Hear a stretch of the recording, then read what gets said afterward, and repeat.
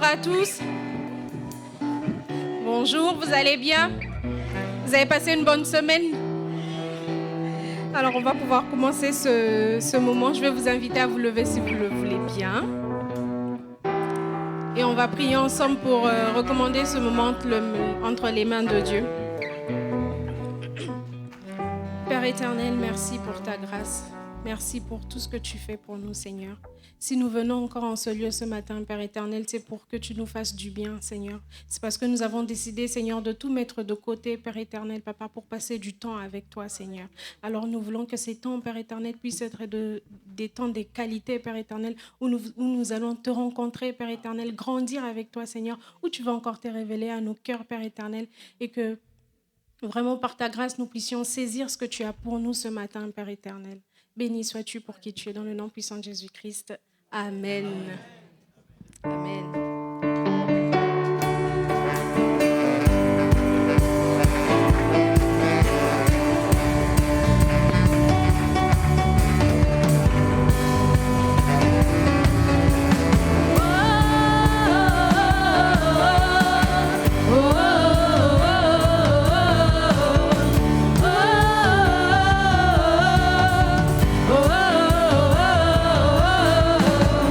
Nous venons célébrer.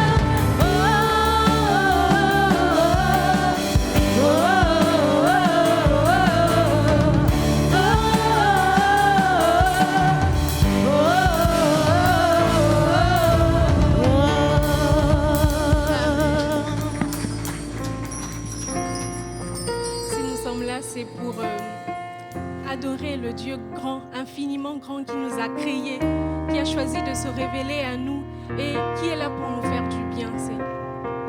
Alors, vraiment choisissons de mettre de côté tout ce qui peut nous empêcher, tout ce qui peut nous déconcentrer de voir la grandeur de ce nom. Et louons ce Dieu magnifique. Quand je sens de l'univers, les astres que tu as créés, les océans, les mers, tout me révèle ta majesté. Alors mon âme peut s'écrier de tout mon cœur. Je veux chanter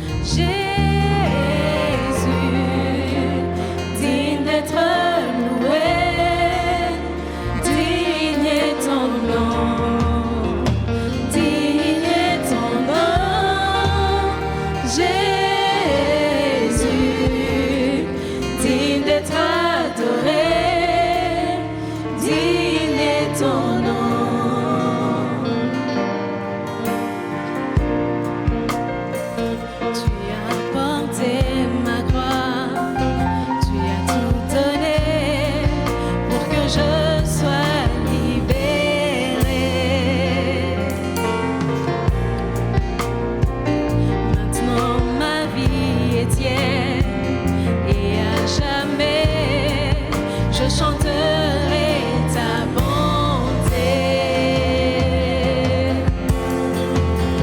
Digne est ton nom, Jésus, digne d'être loué. Digne est ton nom, digne est ton nom, Jésus, digne d'être adoré. Digne est ton nom.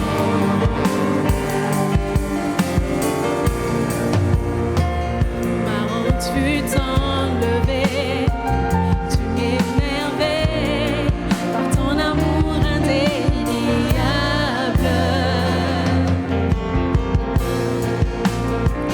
Ta grâce est infinie et à jamais je chanterai ta bonté.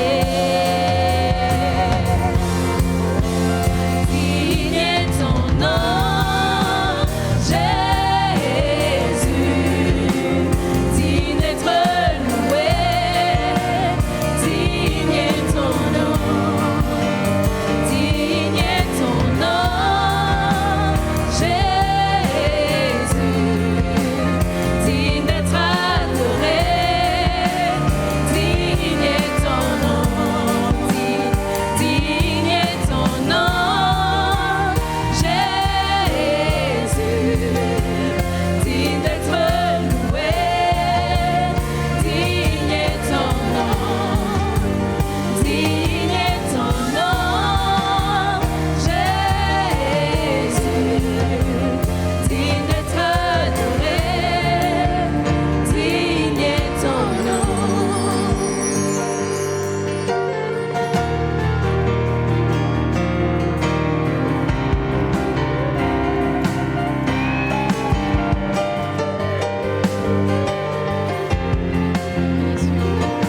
Dans les cieux, ton nom est exalté. Sur la terre, tu es loué. Ta gloire est manifestée. Seul ton nom est élevé. Dans les cieux, ton nom est exalté. Sur la terre, tu es loué. Ta gloire est manifestée. Seul ton nom est élevé. Dans les cieux, ton nom est exalté. Sur la terre, tu es loué. Ta gloire est manifestée. Seul ton nom est élevé. Dans les cieux, ton nom est exalté. Sur la terre, tu es loué. Ta gloire est manifestée. Seul ton nom est élevé. Digne est ton nom, Jésus, digne d'être loué. Digne est ton nom, digne est ton nom, Jésus, digne d'être adoré. Digne est ton nom, digne est ton nom, Jésus, digne d'être loué. Digne est ton nom, digne est ton nom, Jésus, digne d'être adoré. Digne est ton nom.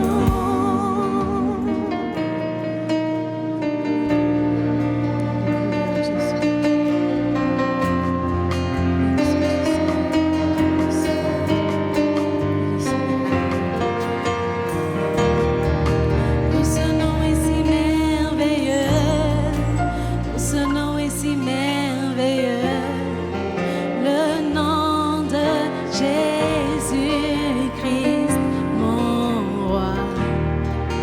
Oh, ce nom est si merveilleux. Sa beauté est sans pareil. Oh, ce nom est si merveilleux. Le nom de ce nom est si glorieux. Oh, ce nom est si glorieux. Le nom de Jésus-Christ, mon roi. Oh, ce nom est si glorieux. Sa beauté est sans pareil. Oh, ce nom est si glorieux.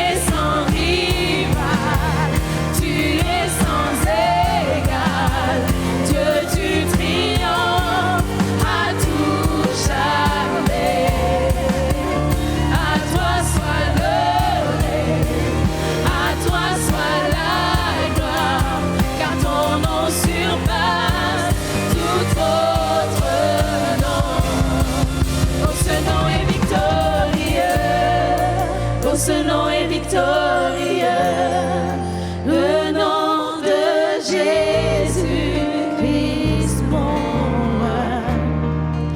Oh, ce nom est victorieux, sa puissance est sans pareil. Oh, ce nom est victorieux, le nom de Jésus. Oh, ce nom est victorieux. Oh, ce nom est victorieux, le nom de Jésus-Christ, mon roi. Oh, ce nom est victorieux, sa puissance est sans pareil. Oh, ce nom est victorieux, le nom de Jésus. Père éternel, merci. Merci parce qu'en toi, Seigneur, nous avons la victoire. Merci, Éternel, parce que tu nous fais triompher, Père éternel, de toutes choses, Seigneur. Merci parce que tu nous as choisis, Seigneur, pour te révéler, Seigneur. Papa, béni sois-tu pour tout ce que tu fais pour nous, Seigneur. Nous voulons mettre tout de côté, Père éternel, Papa, et recevoir pleinement de toi, Père éternel, recevoir pleinement de ta présence, de ta puissance, Seigneur. Manifeste-toi encore dans nos cœurs, dans nos vies, Père éternel, et remplis-nous, Seigneur, de toi, Jésus. Merveilleux Sauveur, alléluia, nous t'élevons, Seigneur. Alléluia, nous chantons la gloire de Jésus.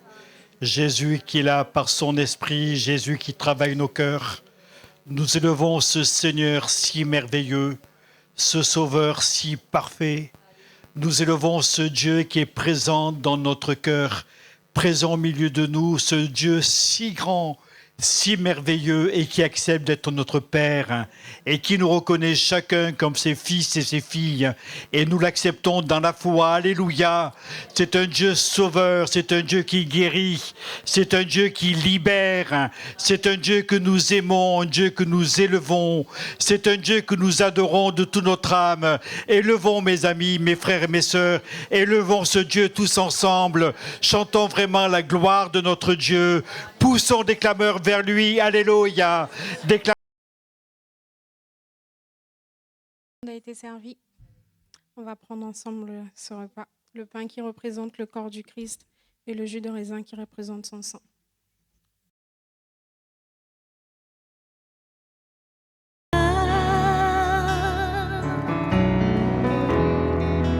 La gloire du ressuscité. Rien n'est égal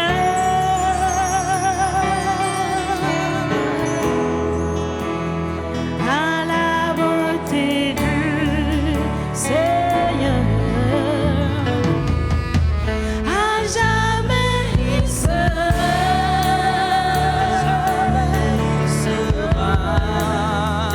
l'agneau sur le trône.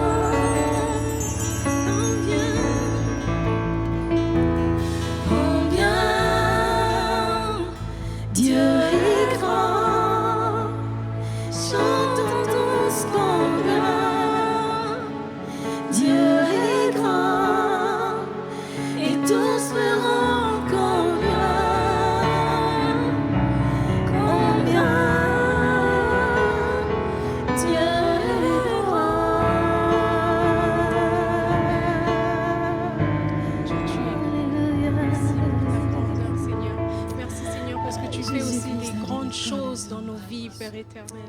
Béni sois-tu, Alléluia. Seigneur, pour tout Merci, ce que tu Seigneur. fais, Seigneur. Tu règnes d'âge en âge, Jésus, d'éternité en éternité. Ton nom est grand, il est au-dessus de ton nom. Ton règne est éternel, Seigneur. Nous te remercions pour ta présence ce matin. Nous te remercions pour ton amour. Nous te remercions pour ton sacrifice infini. Merci, Jésus. Merci infiniment pour ce que tu as fait pour nous sur cette croix. Merci de nous avoir qualifiés, Seigneur notre Dieu. Merci. Nous ne méritons pas ton royaume, mais tu nous as fait grâce. Merci, Seigneur, au nom de Jésus. Amen. Amen. Et nous allons avoir notre temps d'offrande. Il y aura un seul tronc. Et pendant ce temps, on va prendre ce chant « Viens toucher ma vie ». Et j'aimerais qu'on le prenne comme une prière avant la prédication et vraiment de demander à Dieu de venir réellement toucher nos cœurs ce matin. Et que nous puissions lui dire « Nous ne voulons rien manquer ». Que tu te révèles pleinement et que nous puissions réellement saisir ce que tu as pour nous ce matin par ta parole. Amen.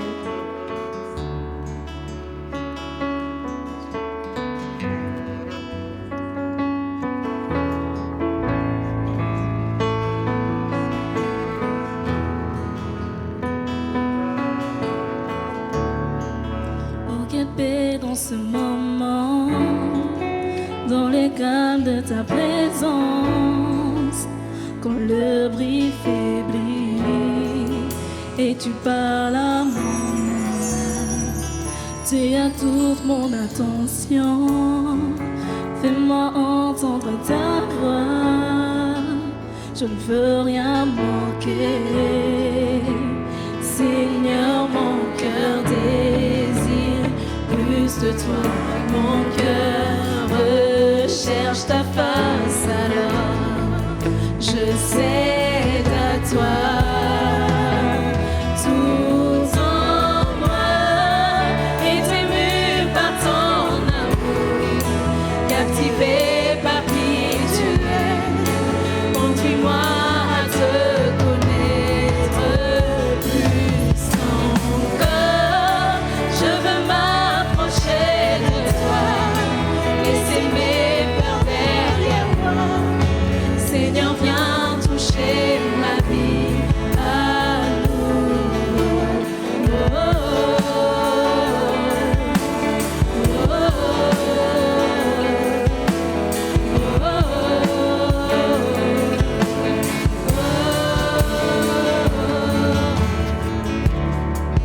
comme le soleil aurore, comme la brise dans la pluie, ta paix me restaure, tu me donnes la vie. Il n'y a aucune hésitation, dans ton amour, ton affection, n'est comparable. Seigneur, mon cœur désire plus de toi, mon cœur recherche ta face, alors je cède à toi. Tout en moi est ému par ton amour, captivé par qui tu es. Conduis-moi à te connaître plus encore. Je veux m'approcher de toi, laisser mes peurs derrière moi. Seigneur, viens toucher ma vie à nouveau.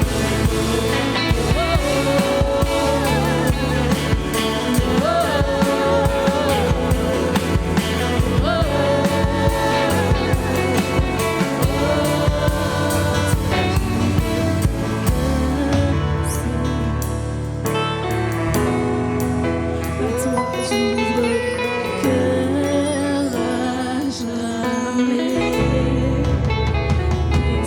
que toi seul sais.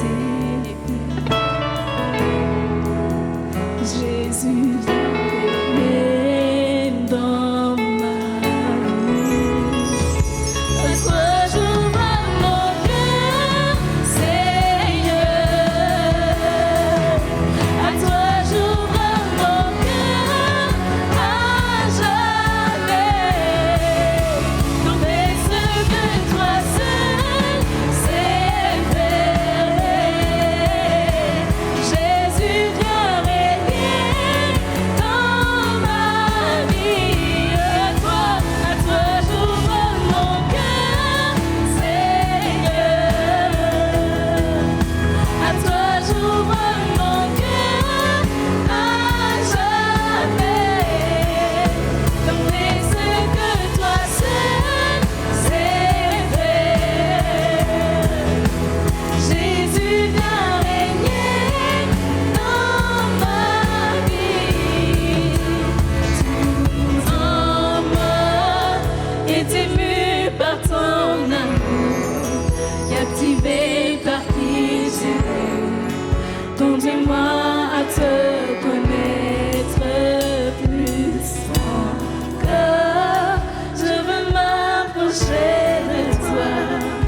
laisser mes peurs derrière moi. Seigneur, viens toucher ma vie à nouveau. Amen. Père éternel, touche, Seigneur. Merci de toucher nos cœurs encore ce matin. Béni sois-tu, Seigneur. Amen. On va laisser la place à Gérald pour les annonces.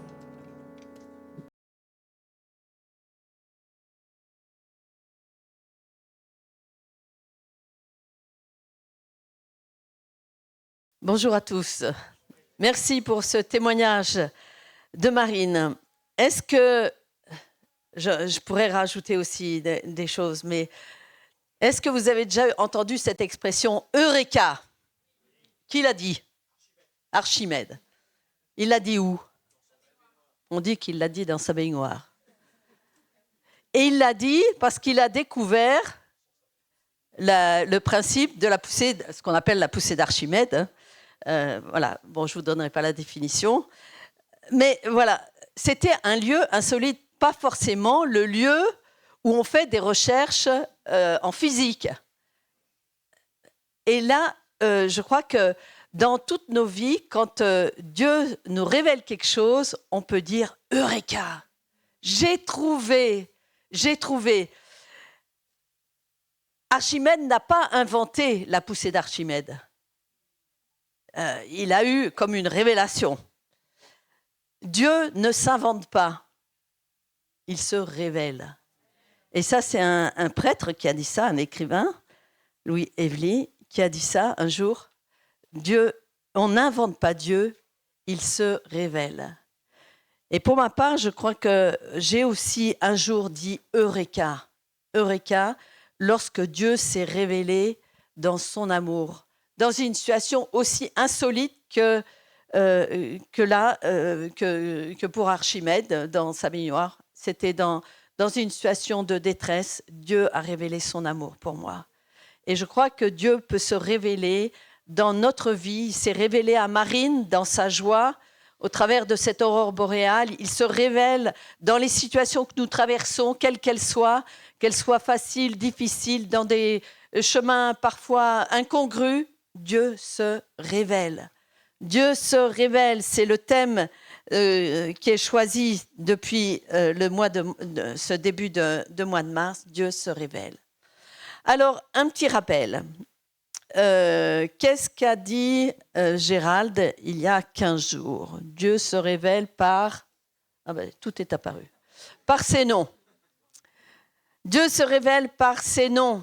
Il s'est révélé au travers de ses noms aux hommes, au travers des âges, et ce qui leur a permis de découvrir la nature profonde et variée, cette nature profonde et variée de notre Créateur.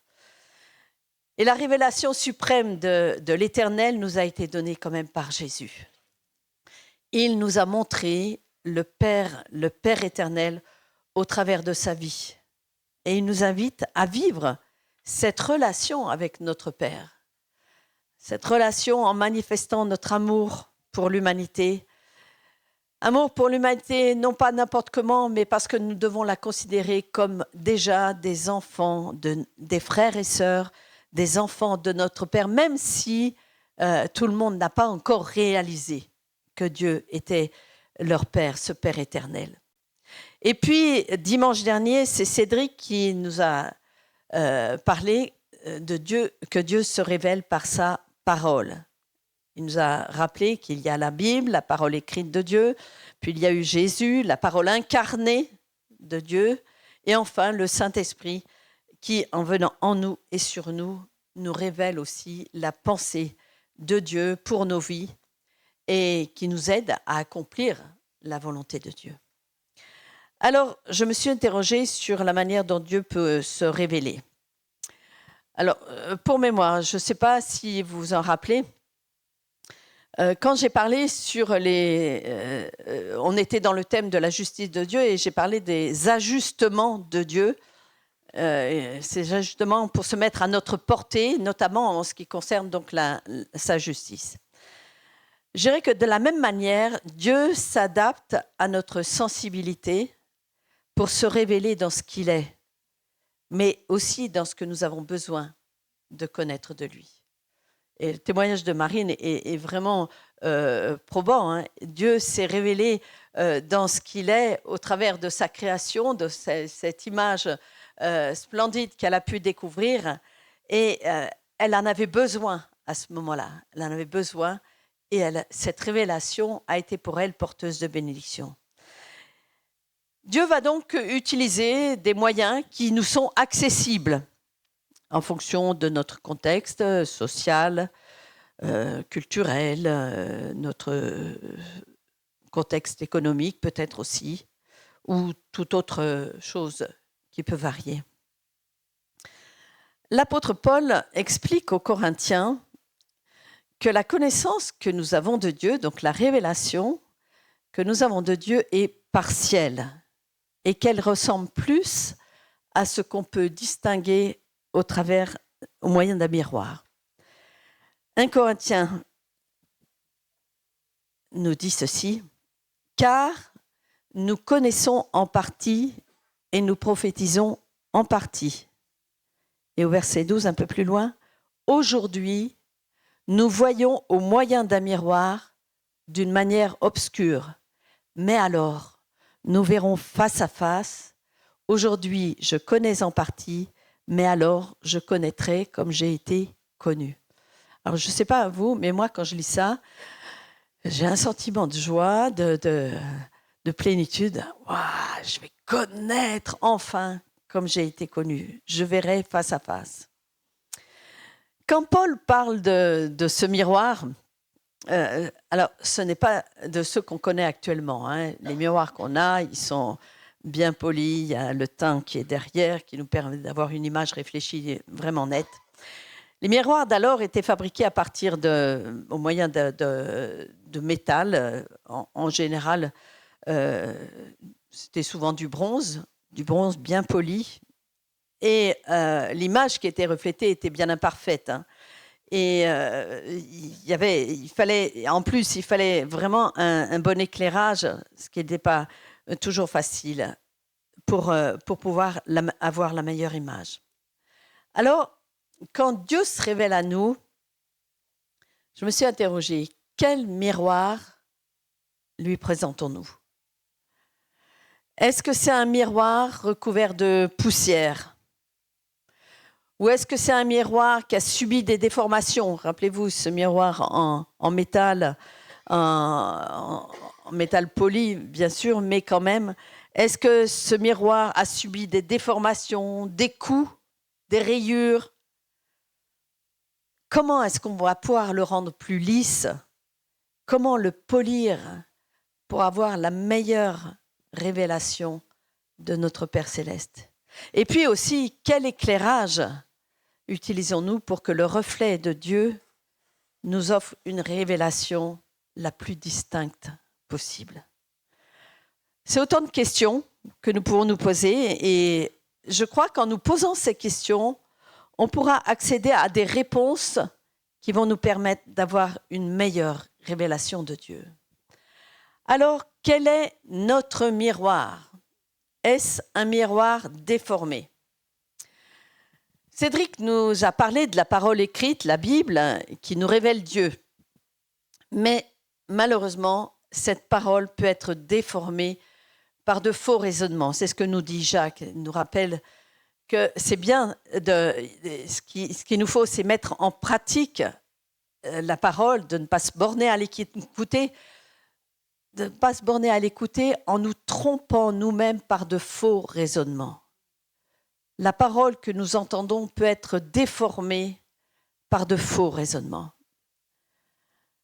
Le miroir que nous utilisons lors de notre lecture de la Bible peut avoir été martelé par les coups de l'existence.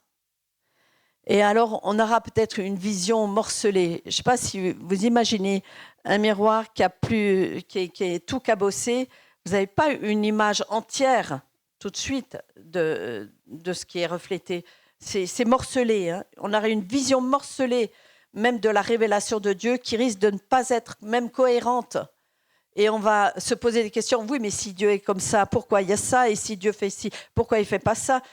on aura des incohérences qui vont nous revenir en plein visage et qui vont nous amener à rejeter cette image de notre Père céleste. Et j'ai envie de dire que c'est plus un Dieu un. On dit que Dieu est un. Il y a le Père, le Fils, le Saint-Esprit, il est un. Et cette unité de Dieu nous a été révélée par Jésus lorsqu'il dit, quand il va prier pour ses disciples en Jean 17, il va dire, ce n'est pas pour eux seulement que je prie, mais encore pour tous ceux qui croiront en moi par leur parole, afin que tous soient un, comme toi, Père, tu es en moi, et comme je suis en toi, afin qu'eux aussi soient un en nous. Soit un en nous. Et quelquefois, on ne voit pas Dieu vraiment comme une unité, comme quelque chose de cohérent, mais comme quelque chose avec une diffraction, une image complètement morcelée. Jésus, en tant qu'être humain, avait une image de Dieu, de son Père qui était juste. Et ça, on le voit depuis sa plus tendre enfance, puisque à l'âge de 12 ans, au temple, alors qu'il discute avec les docteurs de la loi, il va dire à ses parents qui reviennent le chercher, qui s'étaient inquiétés, il me dit « Mais vous savez bien, il fallait que je m'occupe des affaires de mon Père. » Il avait vraiment cette intimité déjà avec son Père céleste. Et avoir un miroir déformé nous amènera à avoir du mal à croire à la parole que nous entendons, même chaque fois que nous nous réunissons. On aura du mal à croire à ces paroles. Il y aura comme une distorsion entre l'image de Dieu, entre Dieu et l'image qui nous est reflétée, cette image de Dieu. Et si on a cette image malheureusement morcelée et tordue de ce que Dieu est, nous aurons aussi une image déformée de nos frères et sœurs. Et nous aurons du mal à vivre en Église dans l'unité. La déformation de l'image de Dieu provoquera une déformation de ce que devrait être la communion fraternelle. Alors, pour avoir un miroir qui retrouve son utilité, il nous faudra le laisser être poli. Et vous savez, pour polir quelque chose, il faut frotter. Et on sait que les frottements, c'est pas toujours agréable. Ces frottements, elles peuvent venir au moyen d'expériences faites avec Dieu.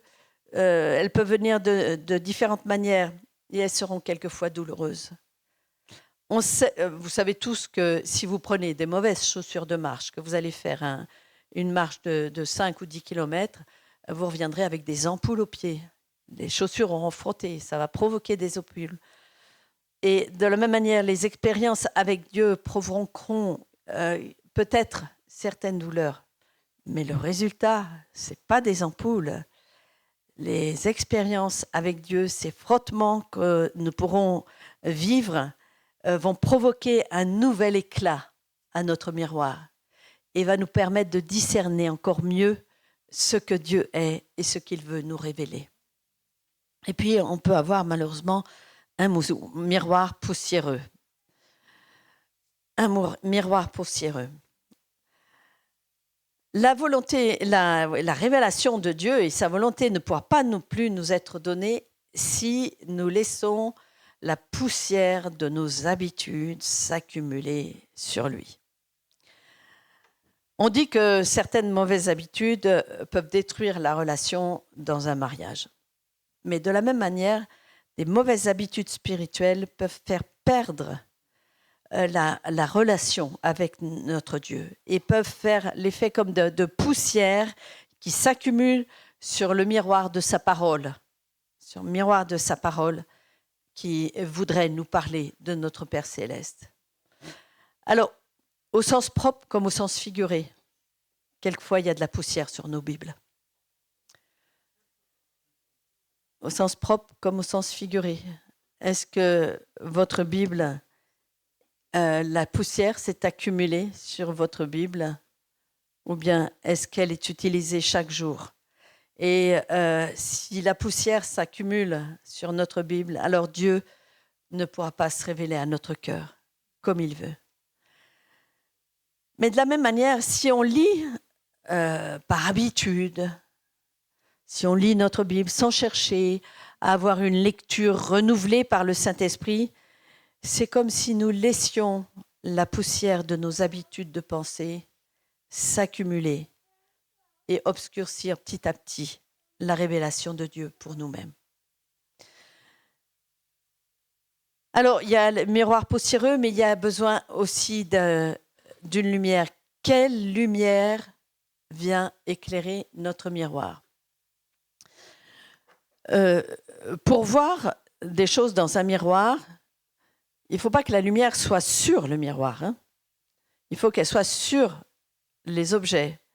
Et c'est la lumière qui est envoyée sur les objets, qui revient sur le miroir, qui nous renvoie donc la forme qu'on veut voir. Si on est dans l'obscurité totale, je pense qu'un miroir ne sert à rien. Je ne sais pas si vous avez essayé de vous regarder dans un miroir quand il fait complètement nuit. Vous ne voyez pas grand-chose. J'ai beau avoir une juste compréhension de Dieu, un miroir bien poli, de bonnes habitudes de lecture de sa parole, un miroir bien dépoussiéré par une lecture intelligente.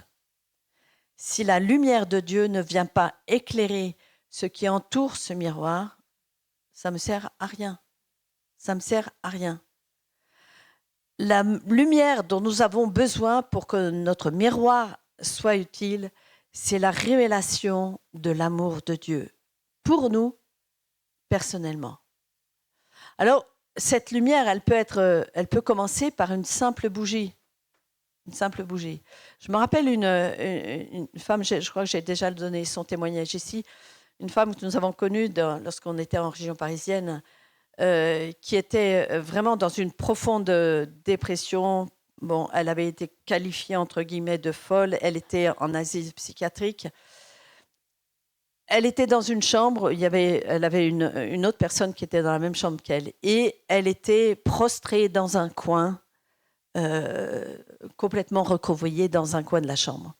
Et puis un pasteur est venu voir l'autre personne. Et en sortant, il dit à cette femme qui était prostrée là, il lui dit « Dieu vous aime ».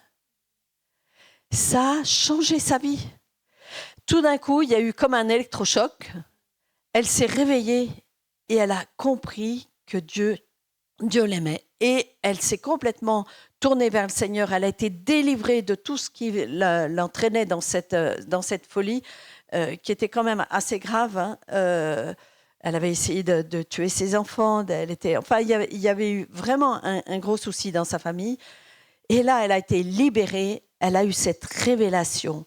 Ça a commencé par simplement une petite lumière. Dieu vous aime. Mais on ne doit pas se suffire de cette petite lumière. On peut de plus en plus découvrir de choses, découvrir un interrupteur qui va mettre de la lumière de façon plus grande. Et puis jusqu'à même avoir la lumière du soleil en plein midi. Ça, c'est la lumière de Dieu qui va venir éclairer notre entourage, ce que nous vivons. Depuis le mois de septembre, on travaille justement sur... on cherche à savoir qui est Dieu. Dieu est. Et on a commencé avec Dieu est lumière. Et puis on a vu Dieu est puissant, Dieu est amour, Dieu est saint, Dieu est juste, Dieu est esprit. Et ce mois-ci, Dieu se révèle. C'est pas pour rien qu'on a commencé ce thème de Dieu est par la lumière. Parce que sans lumière, pas de révélation. Sans lumière, il n'y a pas de révélation. Sans lumière, pas de vie. C'est parce qu'il y a la lumière que la végétation peut pousser. C'est grâce à la lumière que nous pouvons aussi grandir, etc. Sans lumière, pas de reflet sur le miroir de notre connaissance de Dieu. La lumière de Dieu qui éclaire notre miroir sera toujours limitée à notre compréhension. Cette femme dont je parlais, Louisette, elle avait besoin peut-être de comprendre simplement « Dieu t'aime ». Elle a eu cette révélation, ça lui a permis d'aller plus loin et elle a grandi après avec le Seigneur et elle a découvert plein de choses avec le Seigneur. La lumière qui éclaire de notre miroir donc est limitée à notre compréhension.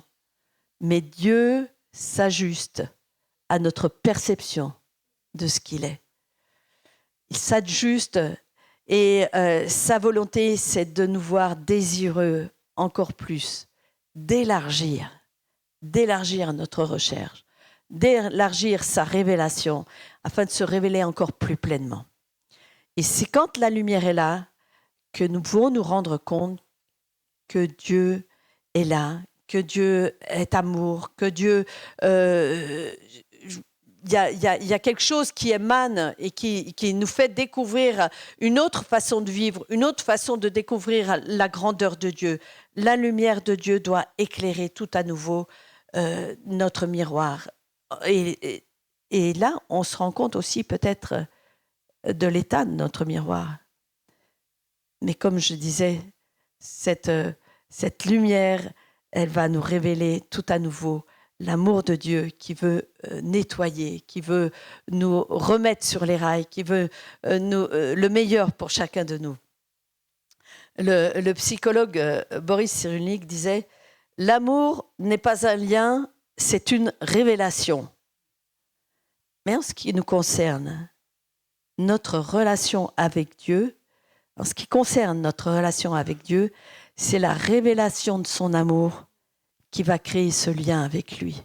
Et ce n'est pas un lien qui nous a servi, c'est un lien qui nous libère, qui nous donne un avenir, comme disait quelqu'un tout à l'heure, qui nous donne un avenir et de l'espérance.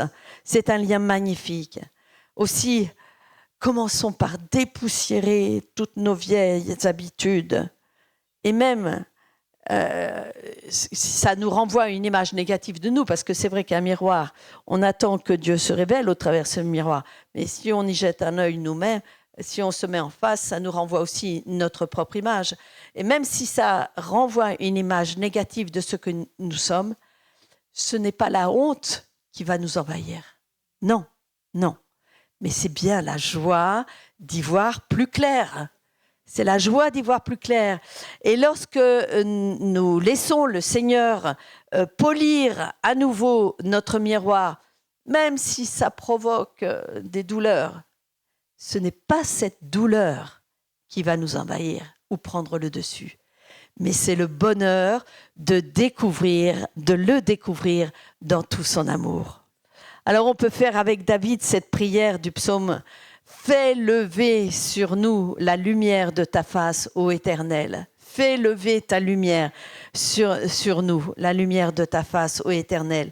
On a besoin constamment d'une révélation permanente. Ne croyons pas qu'une révélation, elle est une fois pour toutes. En ce qui concerne, pour en revenir à Archimède, là, en ce qui concerne la poussée d'Archimède, il ne s'est pas arrêté là. Je pense qu'il y a eu des études après, et puis les physiciens ont peaufiné ça, et puis il y a eu d'autres découvertes qui ont succédé à cette première découverte. Pardon. Et donc, ne nous contentons pas d'une première révélation. Il nous faut constamment aller de plus en plus dans cette révélation. Désolée.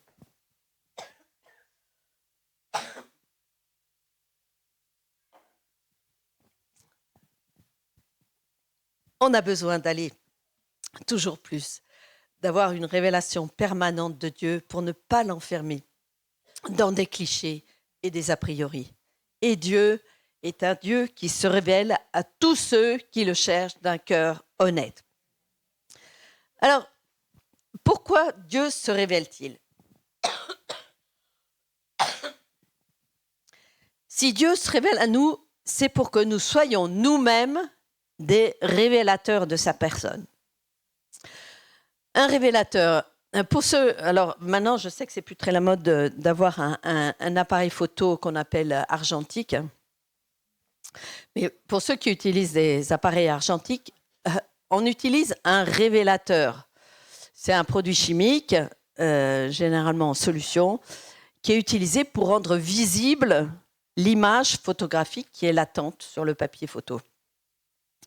Est-ce que Dieu sera pour nous un révélateur qui permettra de rendre visible son image latente en nous, de telle sorte que ceux que nous côtoyons puissent être capables de voir cette image. L'image de Dieu, elle a été mise en chacun de nous. Il y a un philosophe qui disait « La plus sublime révélation, c'est que Dieu est en chaque homme. » Voilà.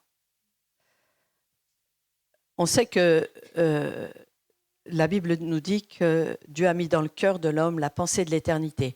On ne peut pas avoir la pensée de l'éternité, nous qui avons un commencement, une fin de vie. Seul ce qui est éternel peut mettre en nous la pensée de l'éternité. Donc c'est Dieu qui a mis sa pensée de l'éternité. Et donc s'il a mis sa pensée, c'est que déjà, il est là, alors, de façon latente. Qu'est-ce qui va le révéler ?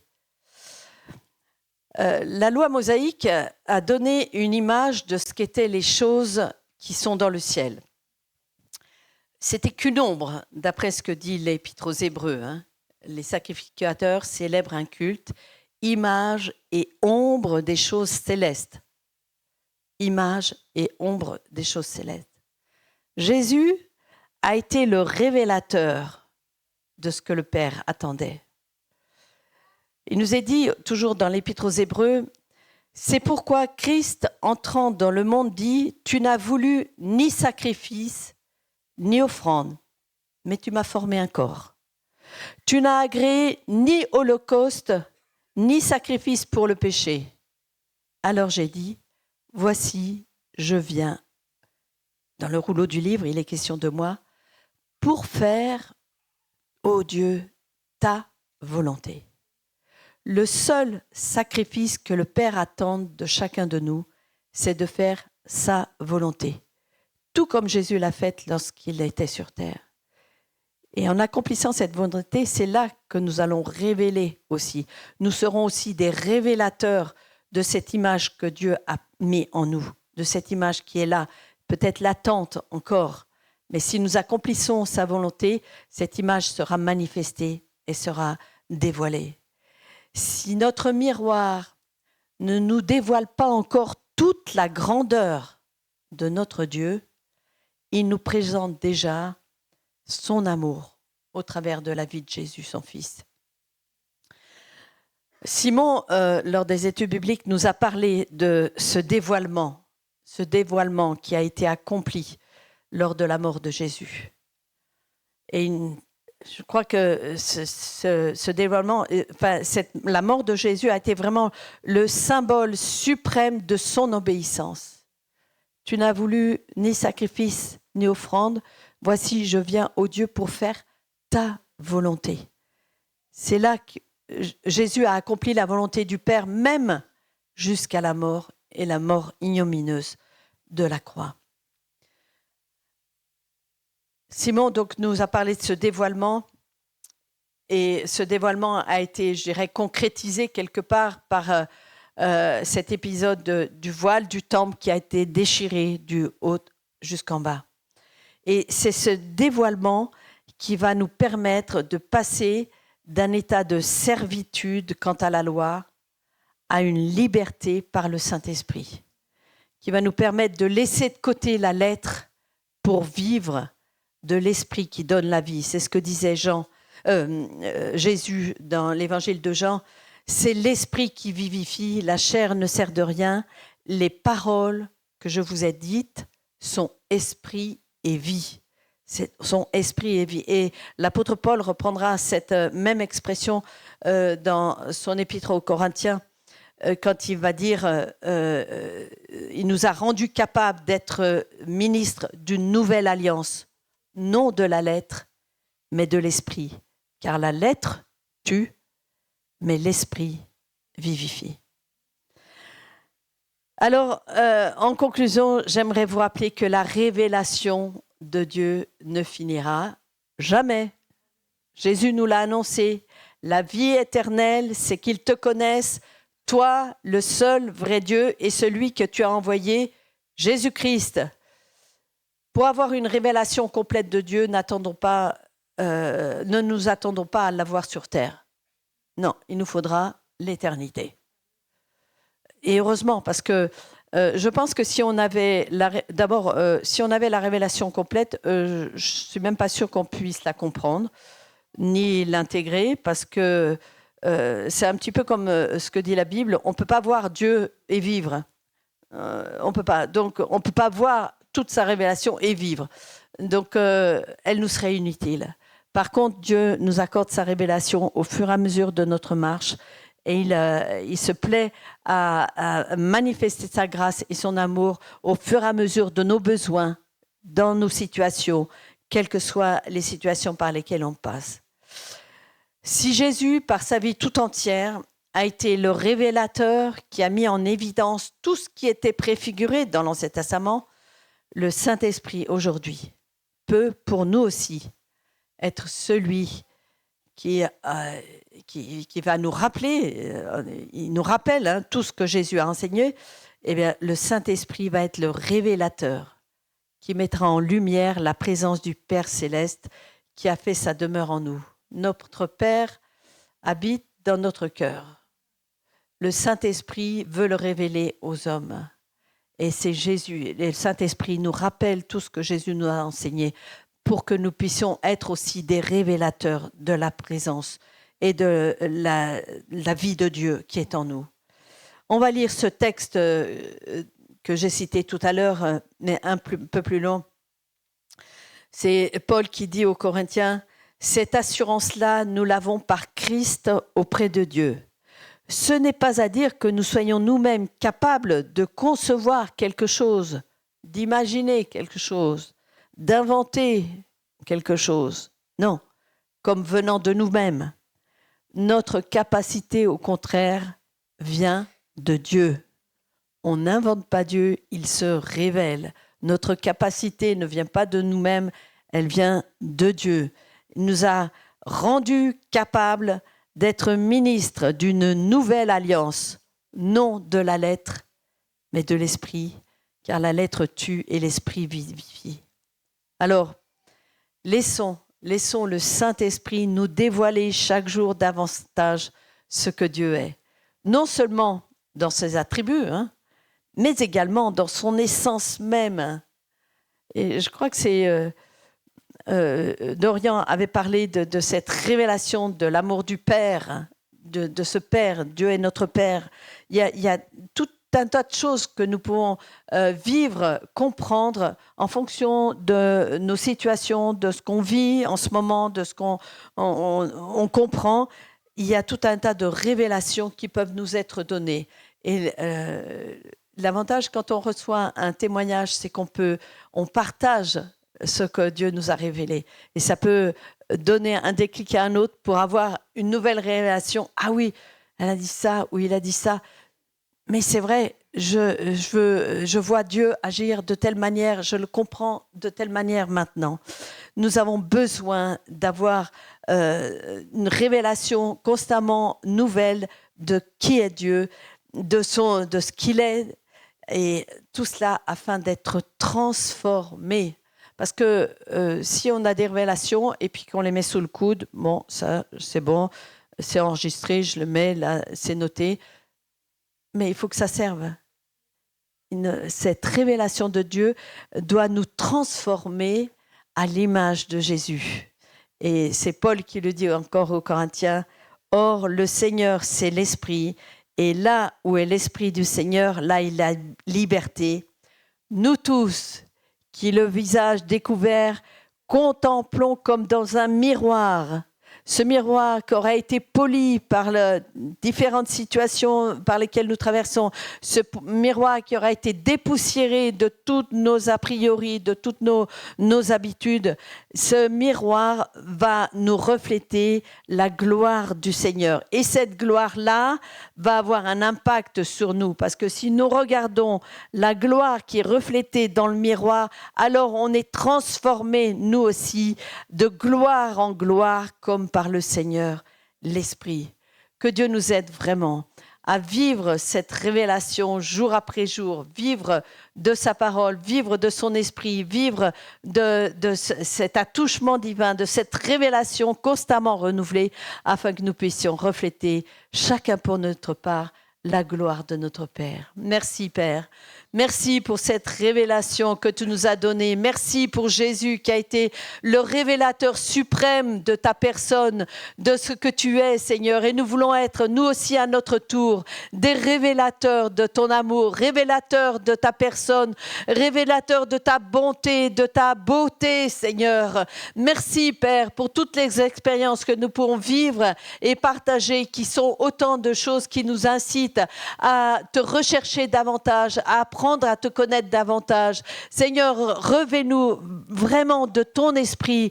Visite-nous par ton Saint-Esprit, que le Saint-Esprit ait toute liberté d'agir en nous, de révéler en nous cette image latente que tu as mise en chacun de nous, afin que nous soyons des porteurs de bénédiction, des porteurs de vie autour de nous. Merci, Père, de ta bonté et de ta fidélité. Gloire te soit rendue, Jésus. Amen. Amen. Que Dieu bénisse.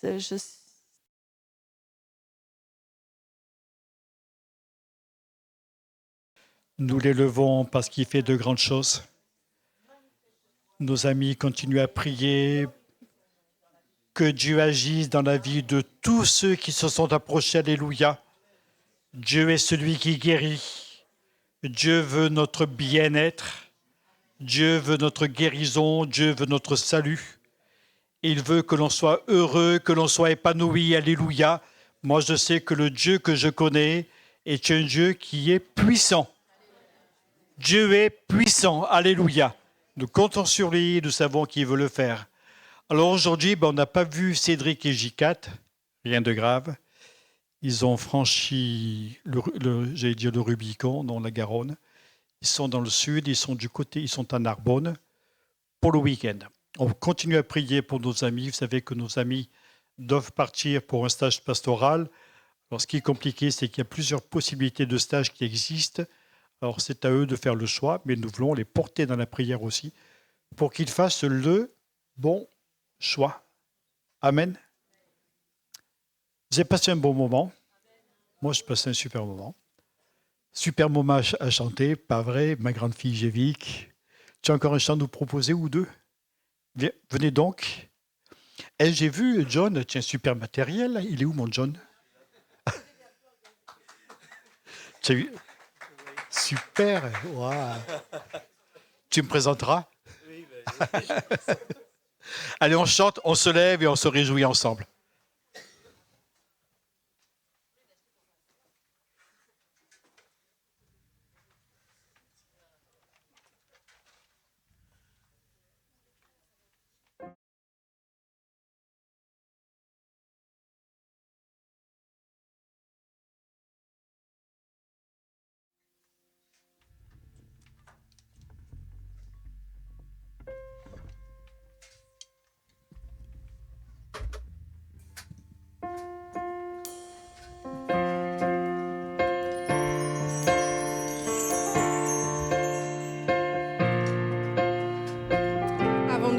On va encore prendre 2 derniers chants. Toute louange à notre Dieu. Est-ce que vous êtes d'accord pour louer encore Dieu avant de nous séparer? C'est ce que nous allons faire.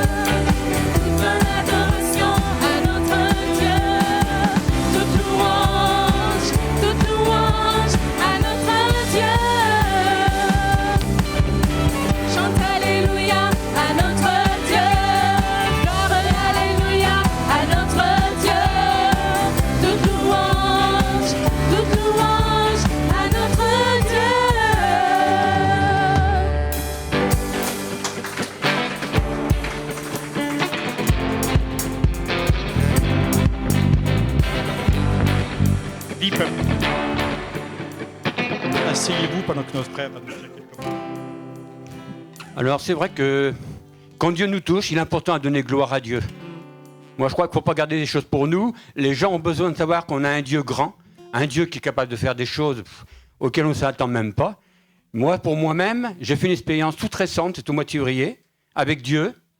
J'avais le désir dans mon cœur, un jour, d'aller à l'église de Mulhouse, dans un jeûne et prière. Et Dieu a permis, a fait les circonstances, que je puisse participer à ce jeûne et prière. Mais c'était le vendredi, c'était la fin du jeûne et prière, et Dieu nous attendait. À un moment, il y a eu un appel, tout le monde s'est mis à genoux, ont répondu à l'appel, et là, je vous assure, c'était vraiment la gloire de Dieu. Plus de 2000 personnes à genoux devant Dieu. Et là, il y a eu un souffle impétueux qui est passé dans la salle, comme au temps des apôtres. Il s'est mis à chanter des chants en langue. Il y a eu des baptêmes dans le Saint-Esprit. Il y a eu des cris de délivrance. Mais c'est merveilleux. Et moi, j'ai soif de vivre le surnaturel. Je ne sais pas vous. Mais ce qui s'est passé là-bas, Dieu est capable de le faire chez nous. Il suffit d'avoir soif. C'est Dieu qui ouvre le robinet. Voilà, c'est tout ce que je veux partager. Et je crois que c'est bon de faire des expériences comme ça avec Dieu. Et je vais vous dire, il y a quelque chose de très important aussi. Moi, je suis orgueilleux un petit peu, et je voulais rester debout. Je voulais rester dans la louange, je voulais rester vraiment dans l'adoration. Mais Seigneur m'a mis, il y a une telle puissance qui m'a mis à genoux devant moi. Et là, des flots d'eau vive, je ne pourrais pas vous expliquer, des flots d'eau vive ont coulé sur moi. Je me suis mis à pleurer et Dieu m'a renouvelé dans le Saint-Esprit. Mais il s'est passé des choses extraordinaires. Et ce qui se passe dans la parole, moi je crois que Dieu est capable de faire au milieu de nous. Ayons soif, c'est tout. C'est tout.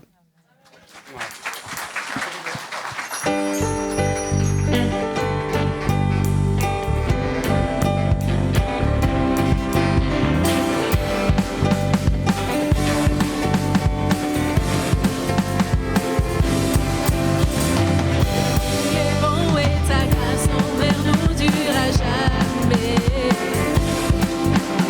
Dieu, tu es bon et ta grâce envers nous durera jamais.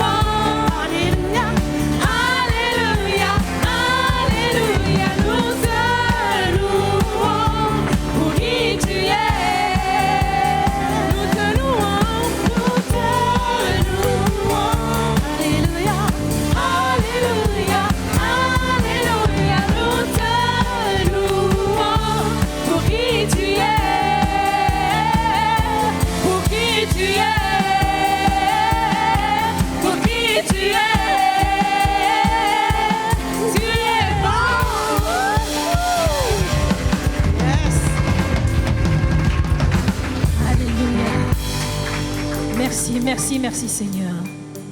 Merci, merci pour ta présence ce matin. Merci pour ton amour. Merci Seigneur pour la force que tu nous donnes de revenir chaque dimanche dans ta maison. Et nous te bénissons Seigneur notre Dieu pour ton Esprit Saint qui nous conduit dans toute la vérité, qui nous révèle qui tu es Seigneur. Merci Seigneur pour ta parole Père éternel ce matin qui change nos cœurs. Je te recommande nos vies, Seigneur. Je prie que tu nous ramènes chez nous et que tu bénisses notre semaine, que ta grâce soit sur nous. Donne-nous la soif de te connaître, la soif, Seigneur, de te découvrir dans ta parole, Seigneur notre Dieu. Seigneur notre Père, donne-nous la volonté, Seigneur, de nettoyer, l'Éternel notre Dieu, la poussière qui est sur nos Bibles. Ouvre nos yeux pour que nous puissions te voir, Seigneur notre Dieu, davantage, Seigneur, à travers, Seigneur, ton message, à travers cette parole de vie que tu nous as donnée. Nous te remercions, Seigneur.